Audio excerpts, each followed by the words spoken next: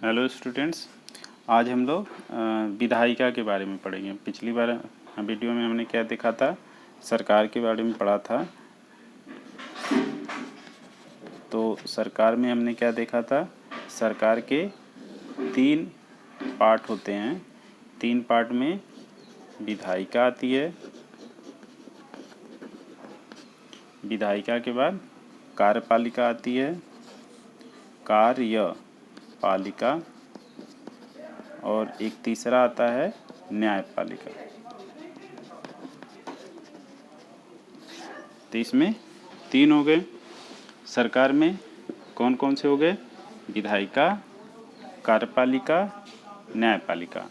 तो विधायिका हम पहले को लेके पकड़े, 1, 2 और 3 हो गए।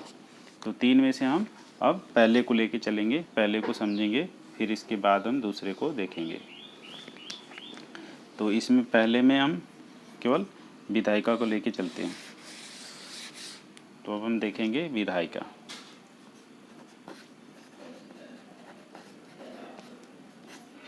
विधायिका को क्या बोलते हैं? लेजिस्लेचर।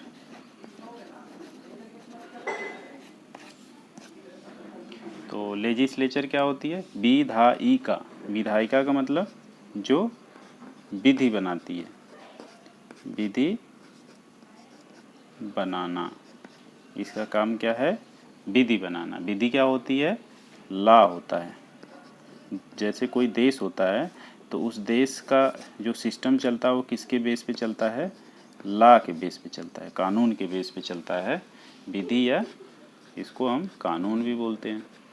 तो कानून, विधि या लॉ, इन तीनों के आधार पे कोई भी देश का कोई भी देश चलता है। जैसे कि कोरोना में चल रहा है तो हम क्या हो गया पास, गवर्नमेंट ने क्या बना दिया कि मास्क लगाना ज़रूरी है, नहीं तो 500 रुपये का या 1000 रुपये का जैसा भी हो चालान कट जाएगा। तो ये क्या हो गया, एक तरह से हमारे लिए कानून हो गया। इसका पालन करना हर देश के नागरिक का कर्तव्य हो जाता है, उसका कंपल्सन हो जाता है। ड्यूटी तो नहीं होती, कंपल्सन हो जाता है, उसको करना है, अदरवाइज उसको पेनल्टी भुगतनी पड़ेगी। तो हम विधायिका में हम देखते हैं कि विधायिका जो हमारे देश है, भारत देश है जैसे, तो भारत देश में कौन कानून बनाता है, ये विधि कौन बनाता है, कानून कौन बनाता है। तो आपको पता होगा विधि कौन बनाता है हमारे देश में, कौन बनाता है विधि? उसको बोलते हैं संसद। संसद किसके लिए विधि बनाता है? पूरे देश के लिए।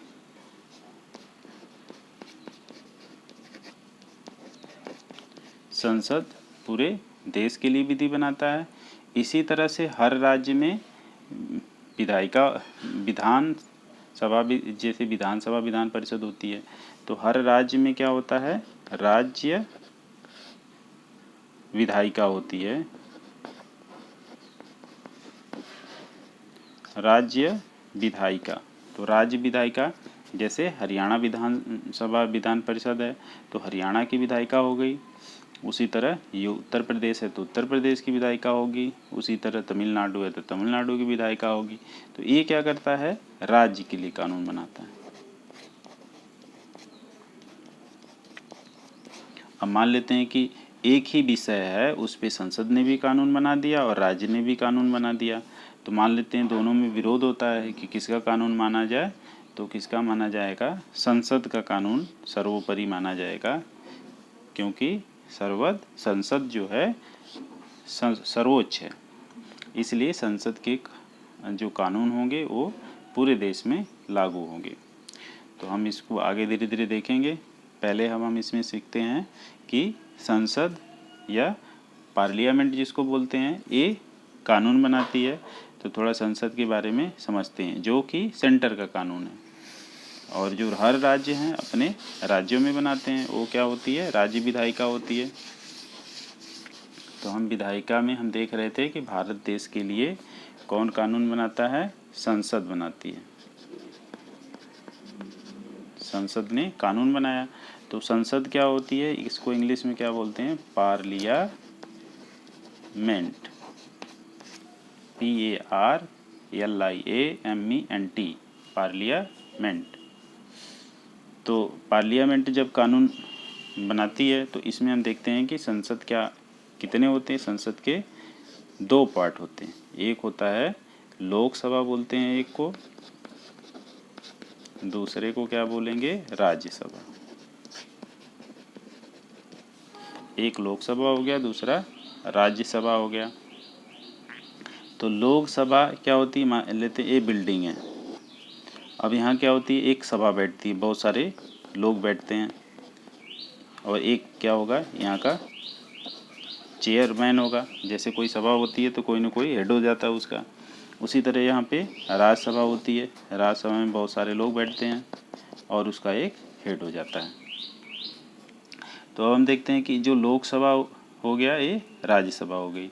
तो लोकसभा में एक मान लेते हैं बिल्डिंग है, उसका नाम ही है क्या है, लोकसभा है। और वहाँ पे लोग क्या करते हैं, बैठते हैं। कौन लोग बैठते हैं, यहाँ हमारे पास क्या है, नीचे देखते हैं हम क्या है हमारे पास, ये नीचे हमारे पास क्या है, ये जनता है सारी। यहाँ भी नीचे क्या है, जनता है सारी।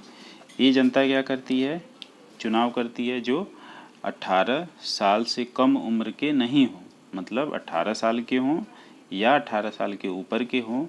तो जो युवक इस एज में इंटर कर जाते हैं वो क्या करेंगे, चुनाव में पार्टिसिपेट करते हैं, इलेक्शन में पार्टिसिपेट करते हैं। वो चुनाव में पार्टिसिपेट करके क्या करते हैं कि किसी ने कोई बंदा इसमें से क्या करता है, एमपी क्या बनता है, एमपी। मान लेते हैं ये जनसंख्या, इसने क्या चुन लिया, एक एमपी को चुन लिया। इस जनसंख्या ने दूसरे एमपी को चुन लिया, इस जनसंख्या ने तीसरे एमपी को चुन लिया।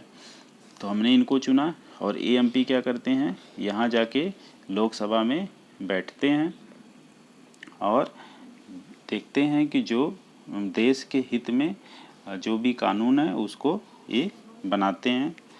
और इनकी सहायता के लिए जो आईएएस ऑफिसर होते हैं वो इनकी हेल्प करते हैं। उसी तरह से राज्यसभा भी होती है। राज्यसभा में भी अलग अलग चुनाव अलग अलग तरह से इसमें चुन के जाते हैं। तो इसमें भी उसी तरह से राज्यसभा में भी जो एमपी बनते हैं, कुछ नॉमिनेट होते हैं, कुछ चुने जाते हैं। तो इनकी अलग अलग प्रक्रिया है। मान लेते हैं इन लोगों ने इनको चुना है, तो अब ये क्या करेंगे, यहाँ जाके बैठेंगे। यहाँ जाके बैठ के ये क्या करेंगे, बिल को बनाएंगे। बिल को फिर जब हमें कानून कोई विधि बनाना होता है, कानून बनाना होता है, तो क्या प्रोसेस है, प्रोसेस ये है कि जैसे कुछ बिल होते हैं, जैसे मनी बिल है। अब मनी बिल तो कुछ को छोड़ करके उस पर केवल लोकसभा का पूरा अधिकार होता है।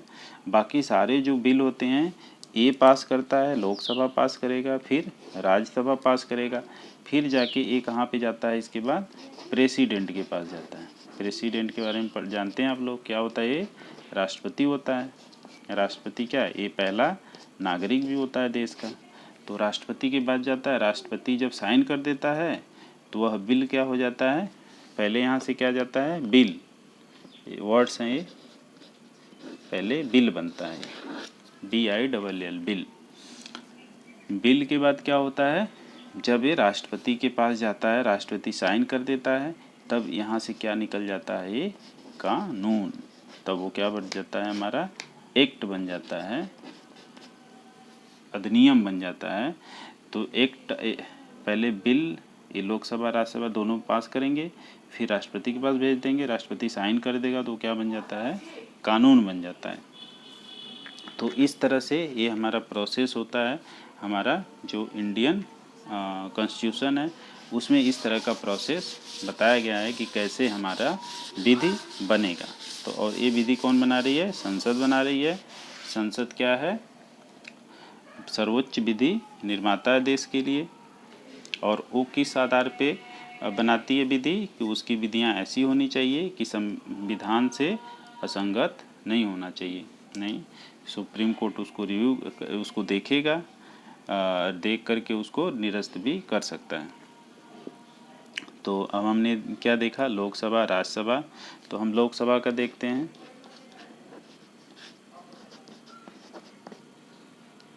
लोकसभा, तो जो लोकसभा होती है ये 5 साल के लिए होती है, आपको पता है 5 साल के बाद हर साल 5 साल बाद चुनाव आ जाता है।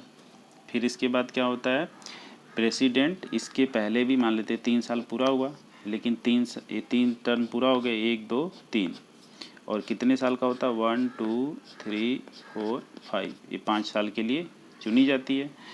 और ये मान लेते 3 साल इसके 3 साल पूरे हुए, लेकिन कुछ ऐसे समय आ गए जबकि इसको भंग करना पड़ा, तो ये क्या हो जाता है, भंग भी हो जाता है 5 साल के पहले भी। 3 साल में ही भंग हो गया, 5 साल के पहले भी भंग हो जाता है। और इमरजेंसी की कंडीशन में इसको 5 से ज़्यादा भी किया जा सकता है। ये कब आ जाएगा, इमरजेंसी की टर्म्स में। तो जो सभा है ये भंग नहीं होगी, ये आगे चलती रहेगी। और इस तरह से हमने इसके बारे में देखा कि ये लोकसभा, इसी तरह से राज्यसभा के बारे में भी आगे देखेंगे। तो इसमें जैसे लोकसभा है, लोकसभा के बारे में सबसे ये एक चीज़ है कि ये हर 5 साल बाद इसका चुनाव आता है और हम लोग उसमें पार्टिसिपेट करते हैं, और हम लोग एमपी चुनते हैं। एमपी जाके लोकसभा में कानून बनाते हैं, कानून को फिर लोकसभा में कानून नहीं बनाते, वो बिल पास करते हैं, बना करके एक फॉर्मेट सा होता है बिल का, उसको पास कर देते हैं, फिर वो राज्यसभा के पास भेज देते हैं, राज्यसभा भी पास कर देता है उसको, फिर राज्यसभा से कहाँ चला जाता है, वो प्रेसिडेंट के पास चला जाता है।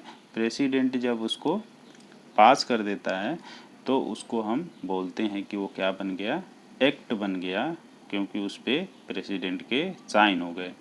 तो इस तरह से हमारे देश में कानून बनता है, विधि बनता है। तो हमने विधायिका के बारे में पढ़ा। विधायिका क्या है, हमारे देश में उसको संसद बोलते हैं, किसी और देश में किसी और नाम से जानते होंगे। तो हमारे देश में संसद है, संसद में लोकसभा और राज्यसभा होती है। तो ये इसमें हम इतना ही देखते हैं, फिर अगले वीडियो में मिलेंगे। Thank you.